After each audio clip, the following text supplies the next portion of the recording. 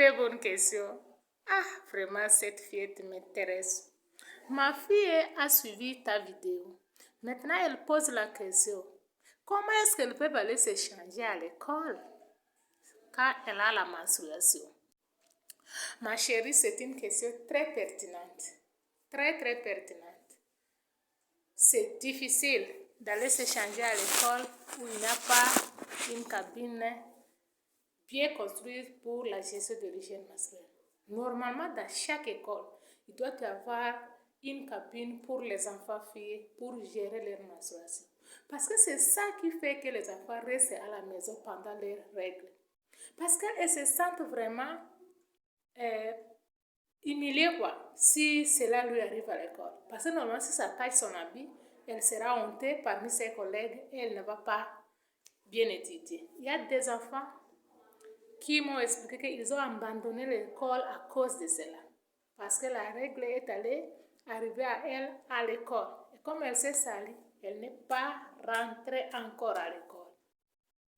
Donc avec les toilettes scolaires d'aujourd'hui, qui ne remplissent même pas les normes, qui ne sont pas des toilettes qui peuvent aider une fille à se changer normalement, c'est très difficile qu'une fille trouve son intimité pour se changer en toute sécurité.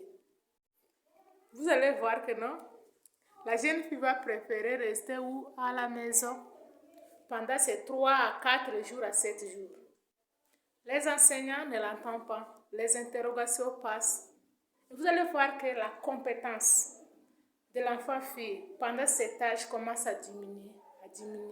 Parce que pendant tous ces 3 jours, elle réfléchit que sur ce qui lui arrive. Parce qu'elle ne comprend pas. Vous allez voir, pendant tout un mois, la foi est concentrée seulement sur ça. Et ça diminue leurs compétences à l'école. Et ça fait qu'il y a des enfants qui abandonnent l'école précocement. Parce qu'elle se trouve vraiment délaissée. Elle a quelque chose qui ne l'arrange pas. Normalement, il doit y avoir des toilettes adéquates qui remplissent les normes pour les jeunes filles pour qu'elles se changent à l'école. Parce que la menstruation, ce n'est pas une maladie. C'est un phénomène naturel qui ne peut pas empêcher un enfant d'aller à l'école. Mais aujourd'hui, à cause des qualités des toilettes scolaires, à cause des manques de serviettes hygiéniques appropriées, la femme va préférer rester à la maison, gérer tous ces 3 jours, 4 jours, 5 jours à la maison et pour commencer à fréquenter l'école après quand c'est déjà fini. Vous savez combien d'heures elle a perdu, combien de cours elle a perdu. Donc, nous allons éviter, c'est la raison pour laquelle nous sommes en train de sensibiliser. Il y a quand même dans des écoles où il y a déjà des cabines pour la gestion de l'hygiène menstruelle, mais d'autres écoles en manquent encore. Mais c'est très important. Parce que pour sensibiliser les enfants à utiliser ça, à comment utiliser ça, il faut que cela soit là. Il faut que cet ouvrage soit déjà là, bien construit. Alors, ma fille, tu as raison de poser cette question. Les toilettes scolaires ne remplissent pas les normes pour qu'une personne, une femme, une jeune fille se change avec toute dignité, sécurité et intimité sans avoir honte. Donc, ça ne remplit pas les normes. Et déjà, nous sommes déjà en voie de développement, mais on avance. Et parce que petit à petit, les autorités scolaires comprendront que avant de construire une latrine, il faut penser aussi aux cabines de la gestion de l'hygiène menstruelle pour les enfants filles. Parce que nos écoles sont souvent l'école mixte où on trouve les enfants garçons et les enfants filles. Et les enfants, en majorité, sont les enfants adolescents ou qui commencent déjà à subir les changements de corps. Ceux qui sont déjà à l'âge de puberté, quoi. Alors, il faut qu'ils aient ça à l'école pour qu'elles ne trouvent pas l'école, c'est un milieu ennuyant pendant cette période de la menstruation. Vraiment, la maman de la jeune fille et la jeune fille, je suis très contente de cette question.